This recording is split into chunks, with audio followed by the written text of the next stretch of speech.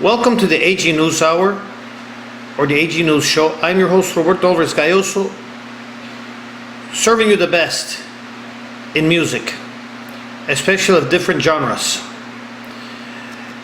In addition to the Americana Bistro Grill, which we have the country and rock, we have also the AG News Show, which serves all other genres. And we have as our special guest, Whitney Maslak, who is not only a contemporary rocker, she is also one of the exponents of Baroque music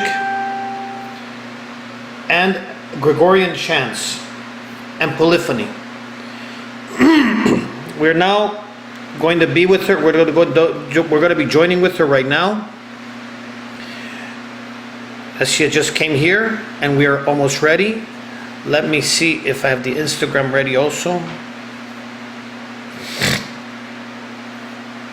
Okay, we are more than ready. Hello, Whitney. Hello. I hope I have the. I hope I got the name right. Whitney Maslak, right? That's right. And you're calling from and you're from Wyoming. I am. Beautiful. I have to go there. I've heard it's a very beautiful place. The reason it is. I like it.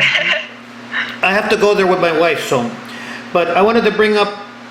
October is the month of not only the festival of gardening and everything, and also Halloween, but it's also, according to some people, the month of Baroque music, the month of Bach, the month of Gregorian Chants and Polyphony. And the reason why we invited you is because I have seen your videos of Baroque music. I heard all of the Gregorian Chants and all of the Polyphony, and I'm a very big fan of such music, and we need such music. Thank you. Number one, what was your interest? Excuse my coughing, is that I just choked on a coffee. And it's okay. What brought you to have interest in Baroque, Polyphony, and Gregorian Chants? Well, I think what really started, I started learning the piano as a young child, and so I was exposed to quite a bit of classical music. And when I was a teenager, I started taking voice lessons. I sang in many choirs, and so I was always exposed to that type of music, especially with piano. There was a lot of Bach and other composers from that era. And what really got me interested in it, though, was when I got more involved in music at my church. I started as a teenager, I started singing at my church. I was a cantor for quite a long time, and then about 10 years ago, I decided to start playing the organ. And I thought it seemed like an interesting instrument, and I also just wanted to be involved in my church and be able to give back. And so that's what really got me sucked in, I guess, with that kind of music.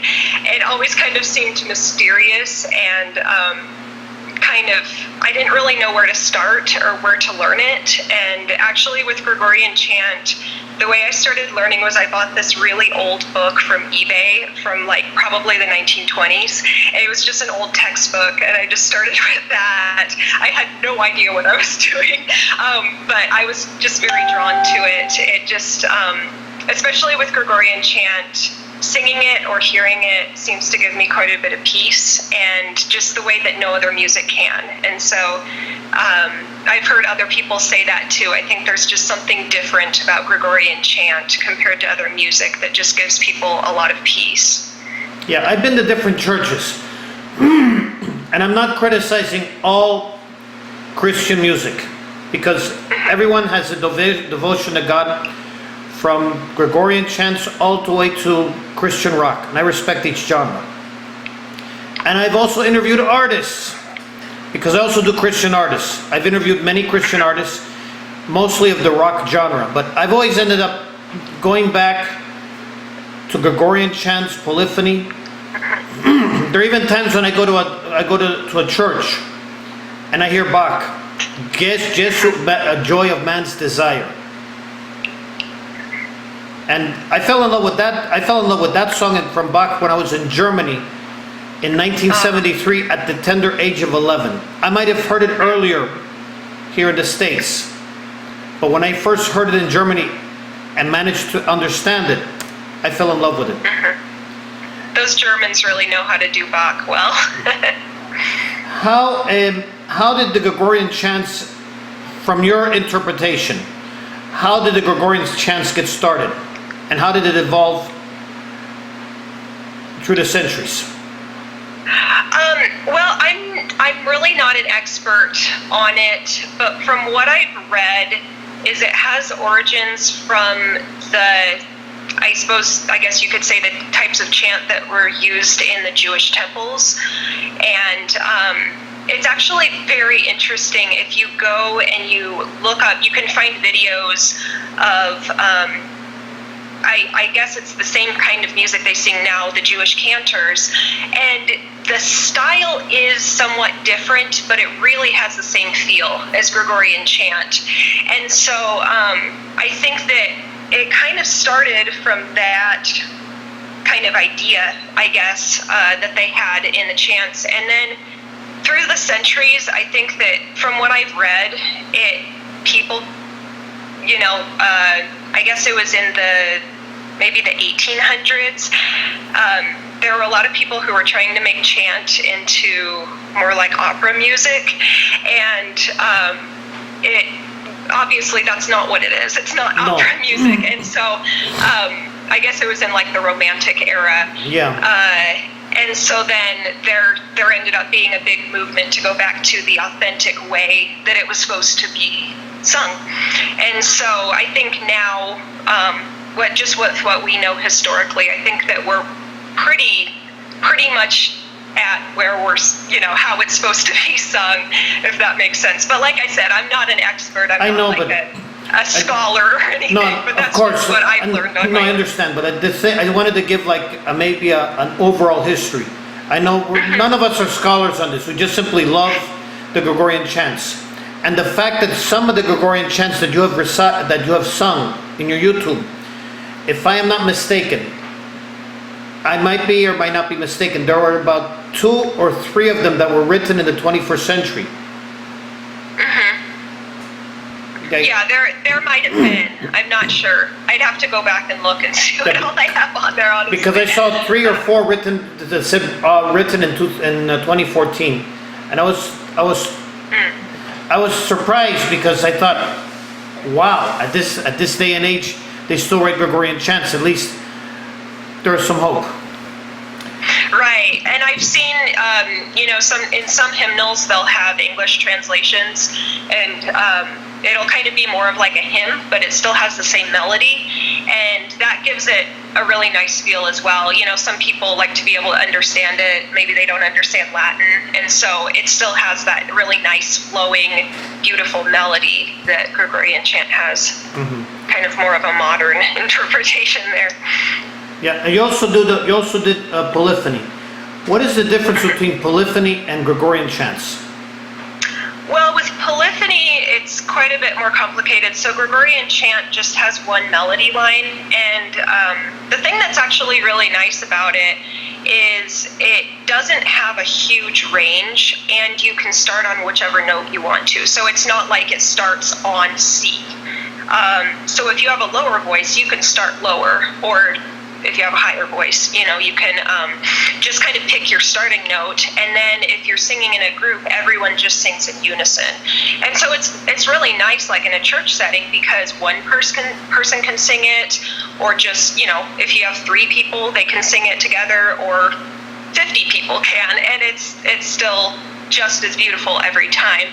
Now with Polyphony, it's quite a bit more complicated. So you usually have about 3 or 4 lines, sometimes even more, and each singer sings a different, each part is completely different and separate. So there's harmonies, but they're not all moving together at the same time.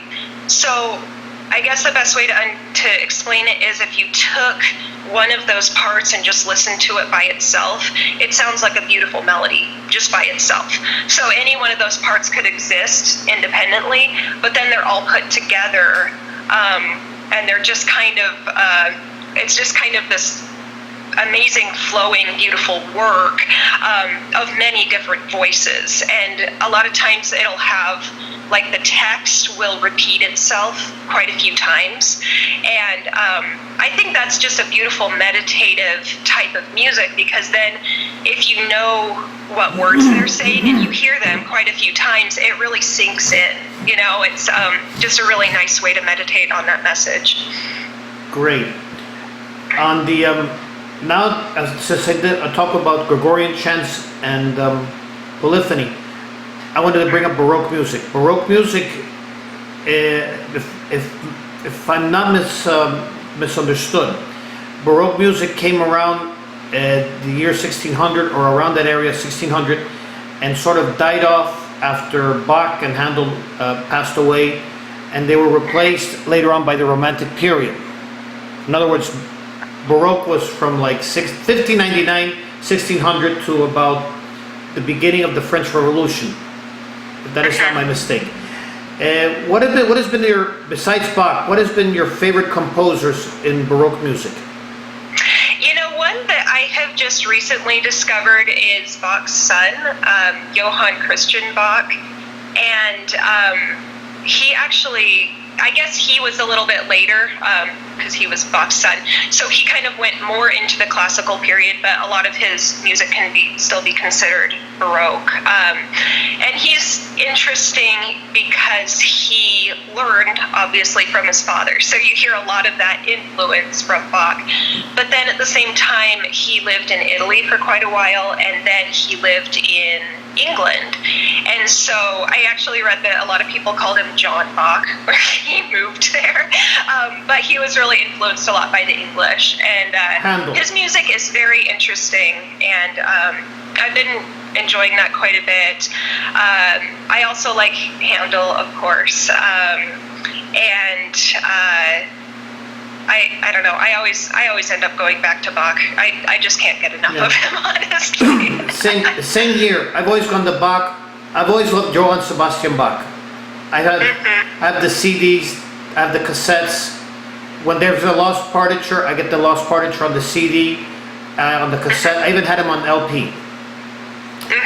I love it. In fact, some of his influence. I was born in Ohio, and my parents were from Cuba. And before that, most of my ancestors were from Galicia and the Basque Country of Spain and France. And Bach also did a lot of heavy contributions to Baroque guitar. Also have a lot of CDs of Baroque guitar. And I can also remember Bach. There was another one that I liked, Handel. Who doesn't like the Messiah? I know. I love the Messiah. Amazing. And Vivaldi, the Four Seasons. But there are other ones that I like. The ones were like Pachelbel and Telemann were also. Yes. So one that I really enjoy, especially on the organ, is Buxtehude, and he was actually a contemporary of Bach. I'm trying to remember if he was Dutch or German. I can't remember, but he has some really, really nice organ pieces that I've enjoyed as well. And so even then, some of the influences have reached to the 21st century, because recently, I'm talking about, let me see, we're now in 2020, about 15 years ago, 2000, 2005, in Estonia, there was a composer named Arvo Pärt. He also did a lot of post-Baroque music on the style of Bach and Handel and Vivaldi. Maybe you could see get some of his CDs. And even in Ecuador, I was in Ecuador a few years ago also. Ecuador, I was in one church in Ecuador where they had a Baroque recital. Not only did they play Bach, but they also played some of the composers of the colonial period of the 17th and 18th century. I still have yet to find who the composers are so I could get the CD. But the influence has been great. It's really amazing to think about, for hundreds and hundreds of years, how people have been playing his music. It just blows my mind, really. I actually recently just found this YouTube channel, and it's all these musicians in the Netherlands who play Bach. But the thing that's really interesting is they actually play on the historical instruments. And so a lot of these instruments you do not see these days. Like you'll see one instrument is called a viol, which looks kind of like a cello. It's a little bit smaller, has 5 strings, but that's very beautiful. And then there's one that's called I don't know how to pronounce it, but I think it's theorbo. I don't know. But I think it's theorbo, but I'm not sure. Is it? Okay. It looks like a kind of a giant guitar. It has like a really, really, really long neck. And they kind of play it like classical guitar. It looks like a similar technique. But it's really, really neat to see how they play that with the historical instruments that were around during Bach's time. And, they have a lot of harpsichord, which I absolutely love. I actually have a harpsichord I want to start recording some pieces on. But I really enjoy seeing those kind of unusual early music instruments. I think it adds a lot to that kind of music. Yeah, I do hope to one day, if you do play the harpsichord and make a CD, just notify me. I'm gonna get the CD myself since I'm a collector of this. You don't have to send it by mail. You just tell me how much, and I send the money. Awesome. That way you'll be the first to know. that way I'm not only helping you, but I'm also helping your church. Absolutely. Thank you. And I'm saying no gift, just I'm gonna buy it. And that's my promise here that I'm doing the Instagram Live. Well, thank you. And of the Baroque, the Gregorian Chants, and the Polyphony, you like the three? Do you like all the three, or do you have a favorite? If I had to pick just one, I'd probably pick Gregorian Chant. Like if I could only do one for the rest of my life, it would probably be Gregorian Chant. But that's a tough one. I don't know. I mean, with Polyphony, I really enjoy it, but man, it is hard to learn.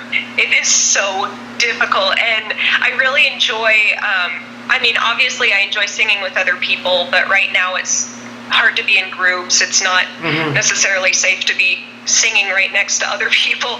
So I like to record these pieces just with myself, singing in 4 parts. And you wouldn't believe how many times I'd have to, do extra takes and stuff, because it is so hard to learn those pieces. But it's also a really good, just a good way for me to grow as a musician and kind of make myself tackle those kind of challenging pieces. But I really do enjoy all of it. But man, Gregorian Chant, I just really can't get enough of it. I really can't. There's just something about it. And another thing that I've really enjoyed, and I haven't got into it as much, but it's Byzantine Chant, and that's used in like the Orthodox churches and the Byzantine churches, and it uses harmonies. And so instead of just one line of music, one melody like Gregorian Chant has, they'll have, 2, 3, 4 people singing in melody, and it has like a very Eastern feel to it. Eastern music just is very different than what Western years are. Isn't it actually Eastern Gregorian music? Because I remember a long time ago, this was a time before computers ever came up. I was a shortwave buff. I had shortwave radio, and I would listen to every country in the world. I would send nice little letters and get nice little souvenirs from different countries. And from different areas of America. I got souvenirs from all over the world. One country that I did receive a lot of souvenirs was from Russia. Of course, I didn't write to Russia during the communist years. I only wrote to one communist country at the time, which was China. And some countries, I was there in China or some countries in Eastern Europe, and they would send me nice little LPs and everything of classical music or jazz. I'm talking to Eastern Europe. China was the traditional one. But Russia, I started writing to them after the Soviet Union was dissolved. And after the Soviet Union was dissolved, and I started writing to them when they had the shortwave services, which was discontinued 15 years ago, they had one program starting from 1992 to 2005 called A Christian Message from Moscow. And it had different areas of Russia, the different churches, and they had the Gregorian Chants, and it was very peaceful. It wasn't, I didn't see Eastern or Western. I saw something like very peaceful. Like if you were at a church with the incense and the tranquility. Yes, it kind of brings you into that atmosphere when you hear that kind of music. It's really amazing. And that's kind of what I want to do with my music is kind of make people feel that, like you said, being in a church, smelling the incense, you see the candles burning. It's just a very comforting feeling for a lot of people. It brings many people peace. So, before we leave, because I'm almost finished, is there anything that you want to say to the world concerning music? Well, I was just thinking about something that Bach said is that the final aim of music should be for the glory of God. And I found that quote a couple years ago, and it just really struck me because I thought, if you're not doing music for the glory of God, what are you doing it for? And so I think that when you think of it that way, it brings you so much purpose. And when you're listening to music, it should kind of give you a hint of the beauty of God and of heaven.